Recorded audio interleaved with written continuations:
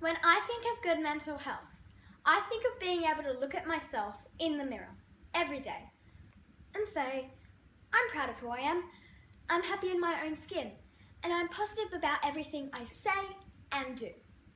How easy do you think it is to be happy? Can we simply choose to be happy? What happens when big life events happen?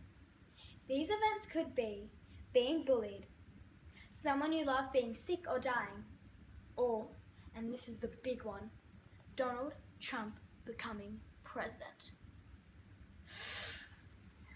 So what are some things that can go wrong with mental health? Imagine waking up every day feeling like you can't live with yourself.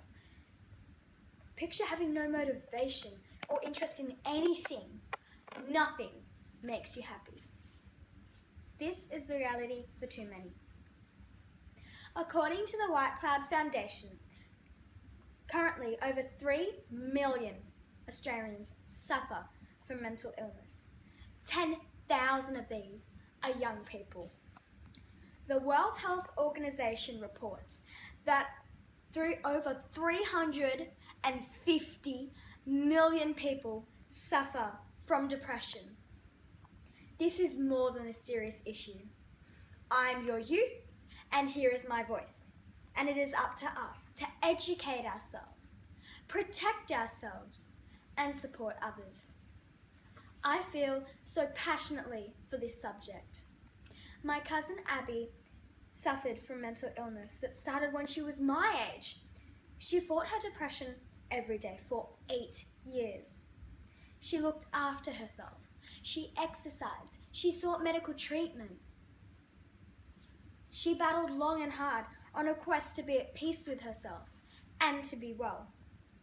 Unfortunately, when she was 20, Abigail could fight no longer, and she took her life. As I get older, I see more things, and I think about how brave she was and how desperate she was, and it makes me want to scream and yell. My well-loved Uncle Tim was Abby's father. After she had taken her life, he could not live with her loss, and the fact that he could not help her, he too ended his life a year and a half ago. I was 10 when that happened, and it had more of an impact on me as I was older, and I loved him. I felt like he was pretty quiet, and I didn't get to know him as I wanted to. Depression is a thief. It robbed me of him.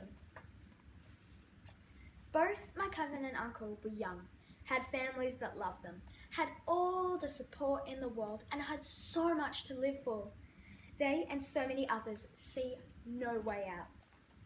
However, my voice is here to say that for anyone out there who suffers with a mental illness, that this does not have to be the outcome.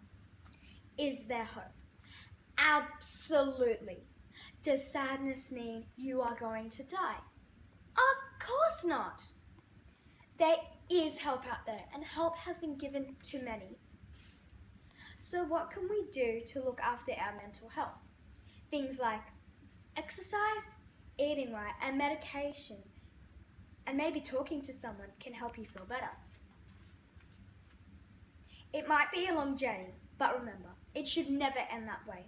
The impacts on those left behind are huge. There are lots of organisations such as Beyond Blue, the Black Dog Institute, and Suicide Prevention Australia that have a lot of tools to help you. We need to tackle this problem early and often. Grown-ups, I beg you to educate yourselves. No family is immune. It doesn't always happen to other people, but we can't run away from this problem. We need to tackle it head on. I wanted to talk to you about this topic today because it is very dear to my heart. I don't want the same thing happening to your family as what has happened to mine. Once it is done, it is done. You are special. You're unique. You cannot be replaced. Join me in the fight to look after our mental health and to stop suicide. So, to finish off in the words of Donald Trump, depression, you're fired.